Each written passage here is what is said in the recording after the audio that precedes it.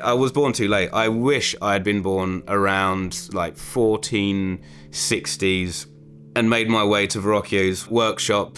Drawing is about representing something in a way which conforms to the artist's fantasia or imagination and has a purpose to it above and beyond merely representational.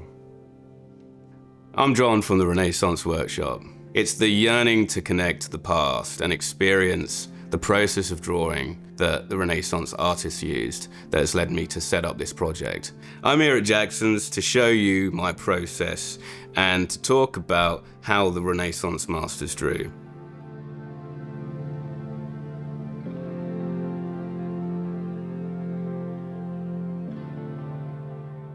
I was always interested in drawing and wanted to have an understanding of how artists worked historically. My experience in the kitchen coincided with that development. What I was yearning for was a kind of experience like an apprentice in a Renaissance workshop. The workshops have all gone. The bottegas of 15th century Florence are gone. And so that's why I think my soul ended up dragging me into the depths of the French kitchens of London to experience that. When I was 16, that's when I went to the National Gallery. Something radiated out from the paintings. The possibility that something that I could make could follow in that same tradition and be connected through history to the great traditions going back to antiquity would be what could give my life meaning.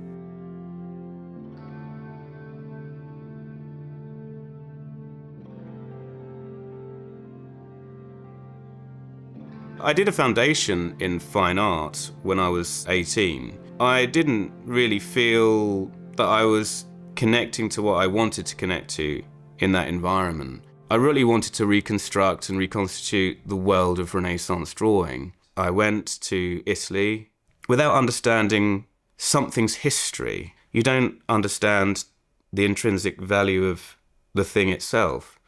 That was my intuition. I had to study history in order to understand what art really was and what art really means and how and why Renaissance art is so significant as the underpinning and origin for so much of the beautiful paintings that I'd seen in the National Gallery from later periods up to the 17th century.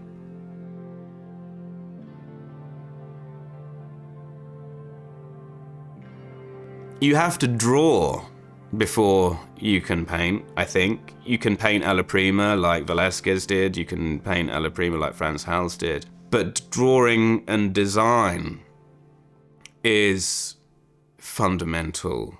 While I was at King's College, I set up the Renaissance workshop, and I had free weekly life drawing sessions where I worked with life models. And that's where it began. You know, for me, when I'd go around and help people with their drawings, I would talk about what the old masters used to do. The purpose of the Renaissance workshop is to be a place where I reconstitute the world of Renaissance drawing, where I decode, reconstruct through interdisciplinary research, through a visual and graphic archaeology, reconstruct and represent and explain and teach the process of drawing used by Renaissance artists so that you can have the same form of apprenticeship in drawing as Leonardo da Vinci in the time of the workshop of Andrea del Verrocchio,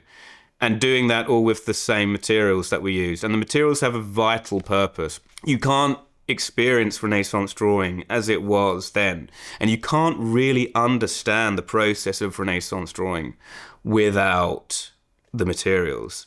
Draftsmanship is of such great importance to me, and the 15th and 16th century Florentine draftsmen pioneered and developed an approach to drawing which is the greatest form that drawing has ever taken. That for me was something that I had to learn first before becoming a painter. That approach and that methodology is the truest foundation for the future development of Western drawing and painting up until the Enlightenment.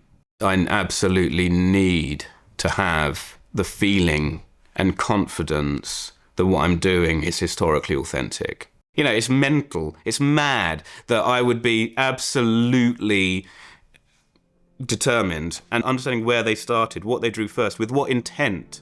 What was the intention of the first line? Where would Leonardo start a drawing? When I feel confident that I'm doing that, that is a euphoria I can't really describe.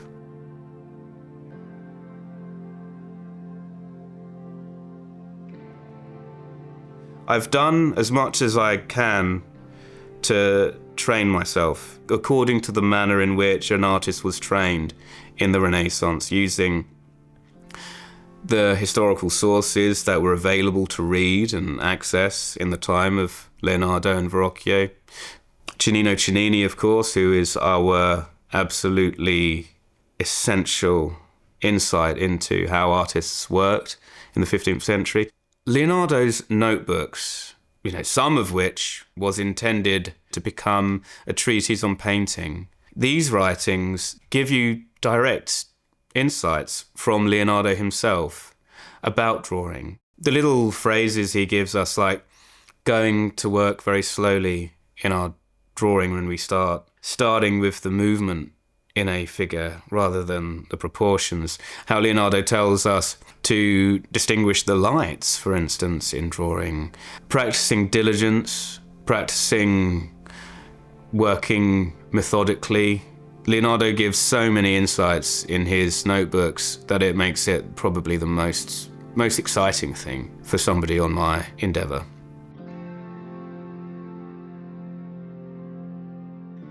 Understanding really basic things about the early modern period can help you get into the mindset of a Renaissance artist. The fact that 90% of the population are agricultural workers, for instance.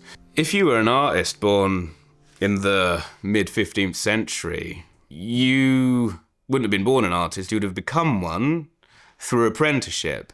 Artists in the workshops at this time are primarily interested in the narrative capacities of the human form, trying to convey a message of theological importance, theological significance, or narrative and historical significance, and during the time of Leonardo and thereafter, increasingly emotive significance. An artist in the Renaissance would either be executing artworks, assisting in the execution of artworks, preparing materials, or learning to draw.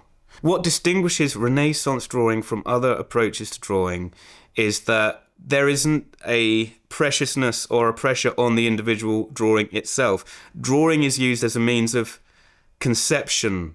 Error or mistake in a drawing isn't problematic. Artists don't prize and show their drawings in the Renaissance so much unless they're a modello or a presentation drawing. The approach and ethos of Renaissance drawing is one of incremental refinement. And in order to refine one's drawing, you need errors. Renaissance artists drew very loosely, very intuitively, but with Silverpoint, you can erase it, but it's not relevant to the Renaissance approach to drawing because artists didn't really rub out.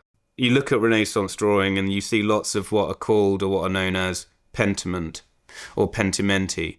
It's not that they're good or that they're okay. Mistakes don't exist. It's that freedom and looseness, intuition and spontaneity that you need to practice in order to get this approach to drawing. Make lots of beautiful errors and draw over them and incorporate them into the drawing, allow them to be a part of the drawing. Drawings did not have the status of artworks in the Renaissance, and that's a very useful thing, to displace that importance and primacy of the drawing itself. See it as a place where the action takes place, where the act of drawing is implemented and set in motion, rather than a place to produce an image. that is what will really unlock a bit more of your artistic potential.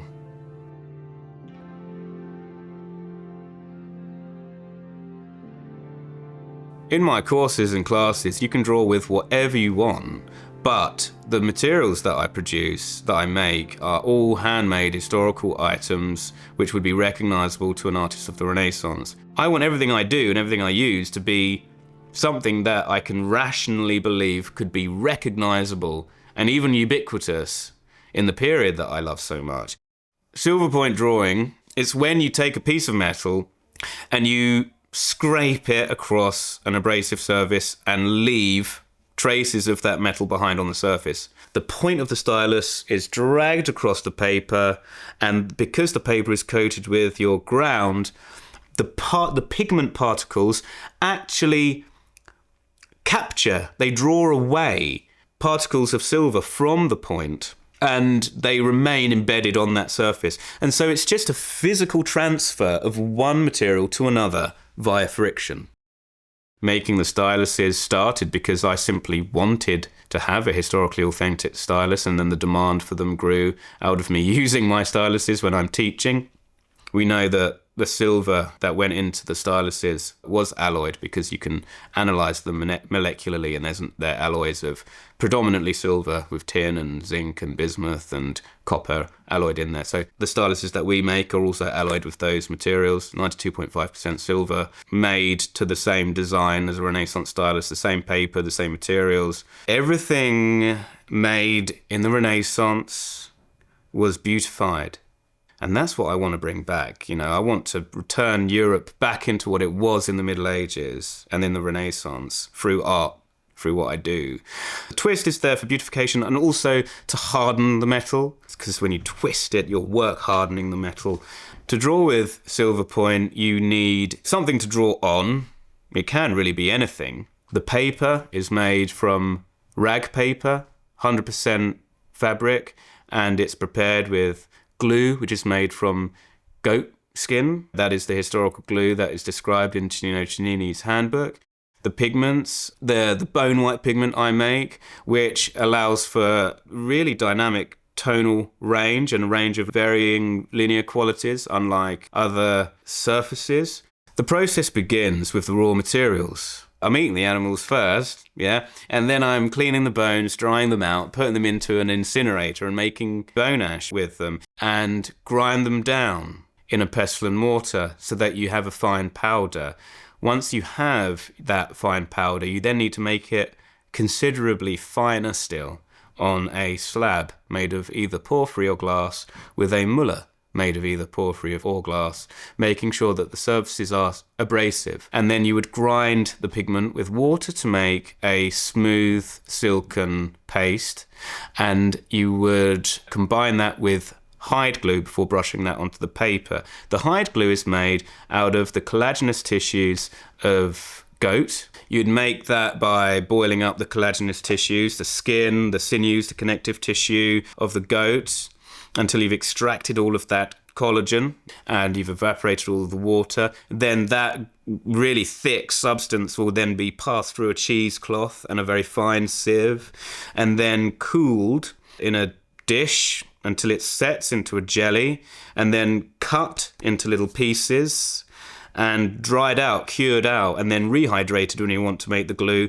heated through, and then combined with the pigments. You can make tinted ground, so you can use bone white mixed with vermilion or earth colours, combine that with the hide glue, brush that onto the paper to make a beautiful, smooth, silken, velvety prepared paper, and then burnish the paper smooth so that you get that gliding feel, and it also makes your lines more precise. The less grainy, the less abrasive the paper, the finer and more consistent and homogenized your lines are.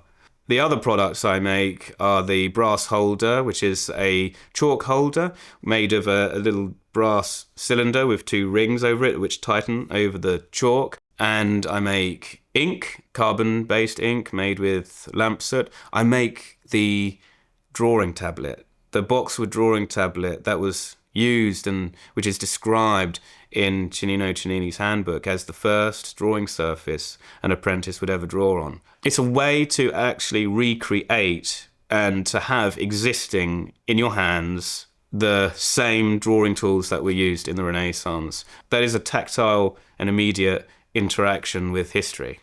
In the Renaissance, someone like Leonardo or Verrocchio would go to the cartier to buy their paper. Predominantly pigments were bought from the apothecary. Glues were made in the workshops. There were not art shops. There were not specialised places to purchase one's supplies for art. We don't have Jacksons in the Renaissance. And so the materials and the preparation of the materials were a part of the artistic life.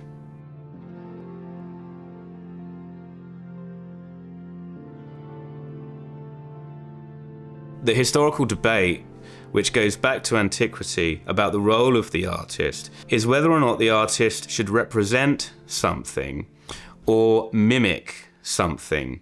Renaissance drawing is not a mimetic art form. It's an interpretive and representational art form. When drawing from life, I would modulate the intrinsic design which I've memorized and have that fit the subject before me in order to render the individual likeness of the person's face or body and their pose. This type of drawing isn't entirely observational. It's scaffolded, not just to idealize or to beautify something, but there is a lexicon to Renaissance drawing, and there is a system to it.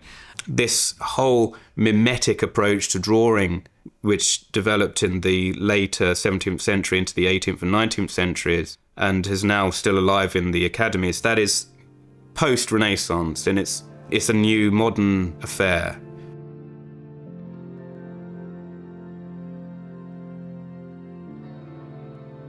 Renaissance artists start every drawing with an emphasis on the dynamic, the movement. Leonardo distinguishes between movement and proportion. And he says that you begin a drawing with the movement. But what does he mean by that? You look at the very initial lines of a Leonardo drawing, or you find a drawing which is very, very unfinished, where he's just done the first stage of the drawing. He'll break the figure down into a series of distinctive shapes. They're never generic. Renaissance artists never draw generic shapes. There's no eggs or ovoids or spheres or cylinders.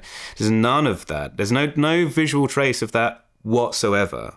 The first stage of a drawing is all about the dynamic. The second stage of the drawing is about refining and delineating the intrinsic design of the form. Renaissance drawing at its most basic is the combination of line and hatching. Tone is done with hatching in layers. Look at Leonardo and his hatching. It's one directional, diagonal hatching. You would distinguish between the lights and the half-lights first, and then subsequently deepen the shadows within the area of the half-lights that you've done with your hatching, and then pick out a few accents within those shadows for your darker tones. Hair will be drawn in these very soft, flowing strokes. Tone is what enables us to actually see the substance of something.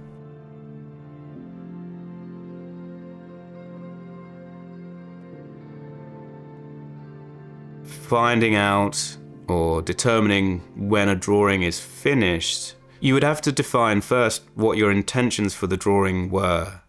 Renaissance drawings are virtually always an open-ended inquiry. Very, very few drawings by Leonardo appear to be finished. There'll be some aspects of a drawing that are finished and others that are not. For a Renaissance artist like Verrocchio, drawings might be deliberately left unfinished in order for apprentices to learn from those unfinished drawings, whereas other drawings might be very, very, very highly finished as an exemplar drawing.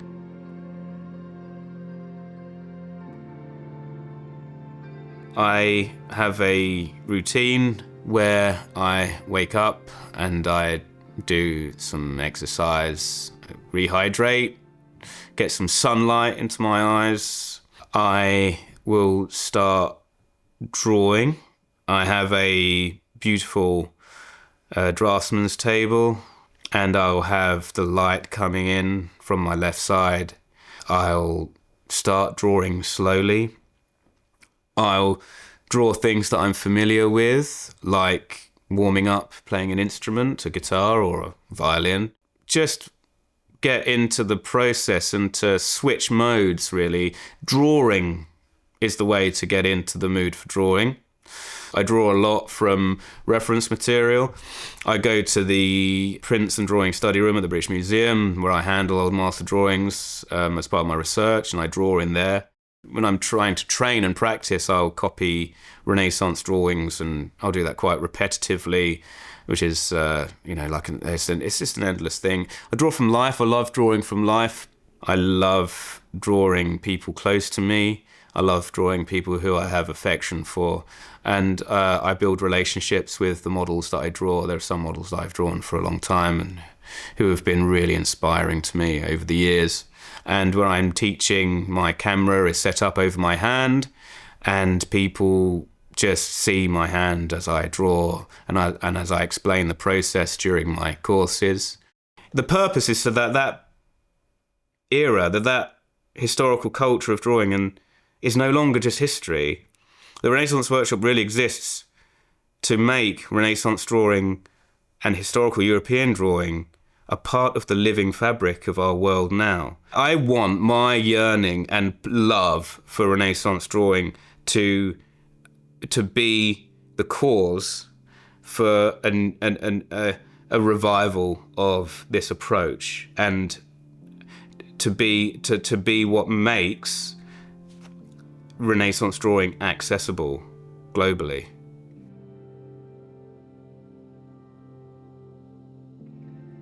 There was a Corinthian potter called Beautified, and his daughter fell in love with a young man who was due to be sailing away the next morning. And so that night she took an implement, and by the light of a lamp which cast a shadow of his profile on the wall behind him as he slept, she picked up that implement and scored into the plaster wall the outline of his profile, and there was the beginning of drawing in the Western tradition.